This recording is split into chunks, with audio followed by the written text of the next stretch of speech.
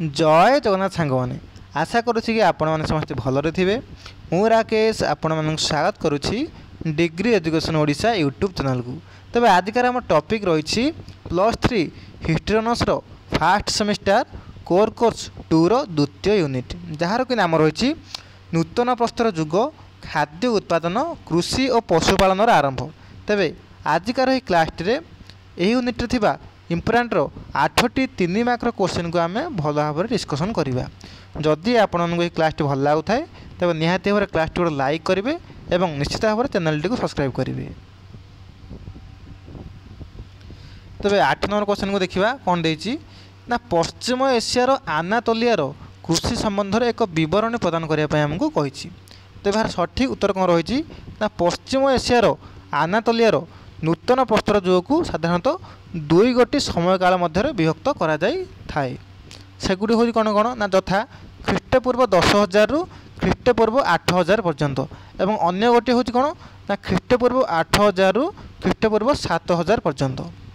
एक पुरातन कृषि उत्पादन अंचल रूपे परिचित सायनु ठारे ख्रीष्टपूर्व 9,400 रु 8,750 ख्रीष्टपूर्व मध्य बसति स्थापन करा जाइथिला। एठाकार लोक माने विशेषकर चना और डाली जातीय फसल चाष और फल पाई वृक्षारोपण आदि निर्भरशील थिले। आहरी मध्य से माने गृहपालित पशु रूपे छेली मेंढा आदि से माने पालन करुथिले। नूतन प्रस्तर जुगरे शेष पर्यायर आनातोलिया अंचल में गढ़ी उठिथिबा उन्नत ग्राम गुड़िक थिला सर्वबृहत बा सबुठारु बड़। तापर हम देखिबा 9 नंबर क्वेश्चन को कौन देछि ना नूतन प्रस्तर जुगर बासस्थान संपर्क में आमको उल्लेख करने कही।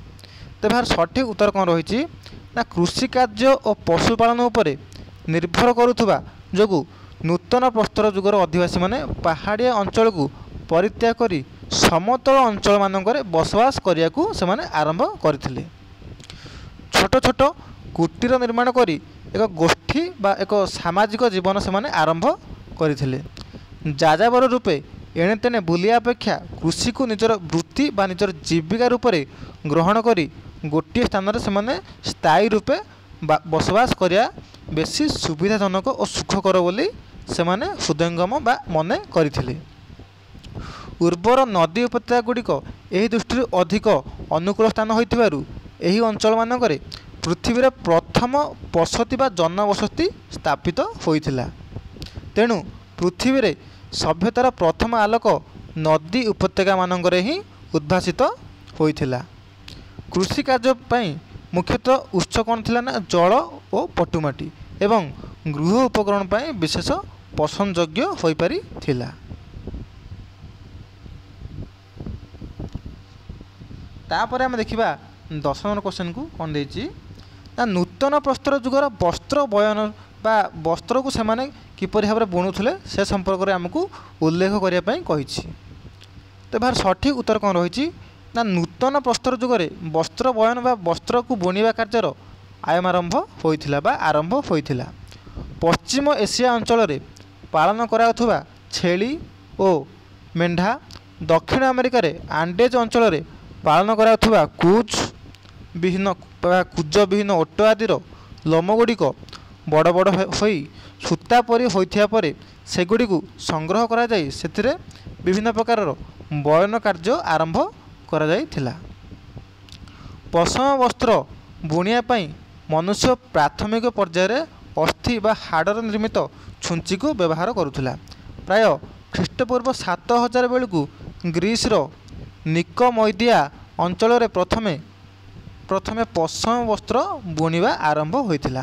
तापरे कपा चाष करा जाई तुला उत्पादन करागला और अरट साहाय्य लुगा बुणवा कार्य साधारणतः आरंभ हो जाइथिला।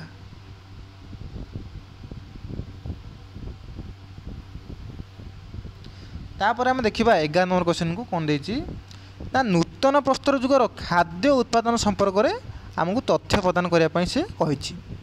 तेज यार सठिक उत्तर कौन रही ना नूतन प्रस्तर जुगरे मनुष्य खाद्य उत्पादन और कृषि कार्य करने को समर्थ होई एक गुरुत्वपूर्ण भूमिका अवतीर्ण हो पारि थिला। नदी उपत्यकार विस्तृत अववाहिकार उर्वर माटी से लंगल द्वारा जमी चाष करुले। चाष जलसेचनर व्यवस्था करथिले। परवर्ती समय से बलद टणा लंगल व्यवहार शिखि जमीरु अधिक फसल आमदानी बा उत्पादन करिपारिले। एतद् व्यतीत गृहपालित पशुमानଙ୍କର गोबर को शस्य उत्पादन वृद्धि से व्यवहार कराउथुला। खाद्य शस्य उत्पादन पूर्वक ताहार संरक्षण बा सुरक्षा सेमानंकु जଣା थिला। गहम और बाली खाद्य रूपे व्यवहार कराउथुवारु एही शस्य गुड़िकरु उत्पादन निमंते गुरुत्व आरोप करा जाई थिला।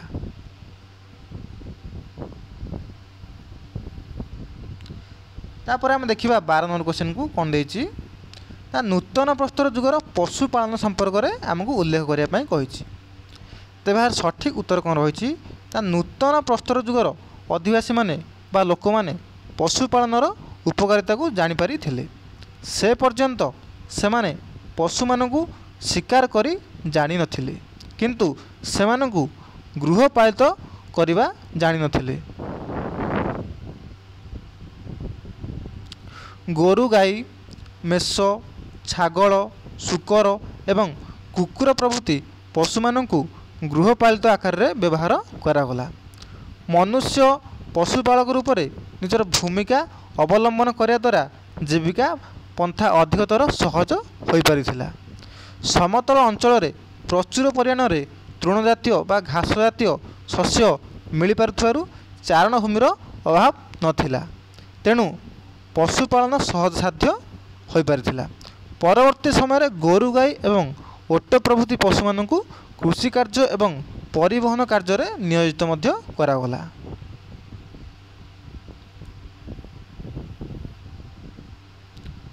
तापर आम देखिबा 13 नंबर क्वेश्चन को कौन देछि ना नूतन प्रस्तर जुगर अस्त्र शस्त्र निर्माण संपर्क में एक विवरण प्रदान करने कही। तेज सठिक उत्तर कौन रही ना पुरातन प्रस्तर जुग तुलन में नूतन प्रस्तर जुगर अस्त्र शस्त्र गुड़िक अपेक्षाकृत मार्जित सुंदर और धारुआ बा तीक्ष्ण हो पारिथिला। प्रस्तरर व्यवहार्य पदार्थ मान नूतन और नूतन आकार रे तैयारी हो पारिथिबारु सेही जुगକୁ नूतन प्रस्तर नाम आख्यायित बा नामित करा जाई अछि। काठर बेंट उपरे शाणित प्रस्तर संजोग कर सेमाने जे कुठार तैयारी करि पारथिले ताहा नाना प्रकार कार्य रे व्यवहार करा जाई पारुथुला। तीक्ष्ण मुन तैयारी करि परिबा जोगु शिकारी कार्य बा शिकार कार्य खूब सहज हो पारिथिला। कृषि कार्य को नूतन प्रस्तर जुगर मानव प्रधान वृत्ति रूप में बा निजर प्रधान जीविका रूप में ग्रहण कर ए जुगरे सुंदर सुंदर प्रस्तर निर्मित चाष उपकरण मान देखा मिलता है।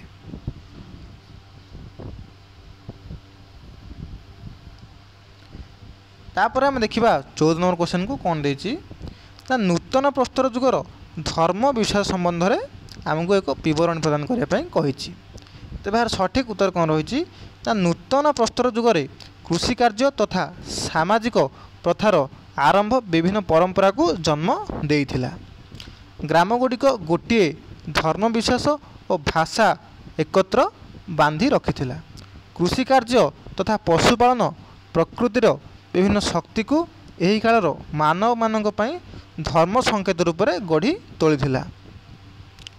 नूतन प्रस्तर जुगर धार्मिक विश्वास उत्पादन प्रक्रिया उपर आधारित रहिथिला। एही जुगर मानव जीवन सृष्टि और नारी तथा पुरुषर उत्पादन क्षमता को धार्मिक मान्यता देथिला।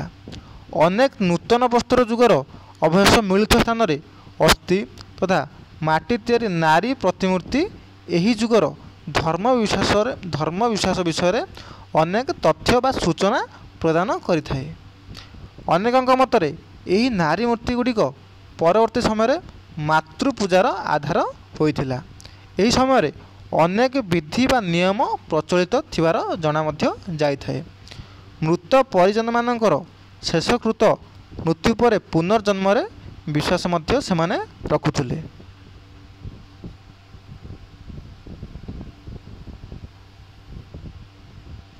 15 नंबर क्वेश्चन बा शेष क्वेश्चन को देखिबा कोन देछि ନା ନୂତନ ପ୍ରସ୍ତର ଯୁଗର କଳା ସମ୍ପର୍କରେ ଆମକୁ ଉଲ୍ଲେଖ କରିବା ପାଇଁ କହିଛି।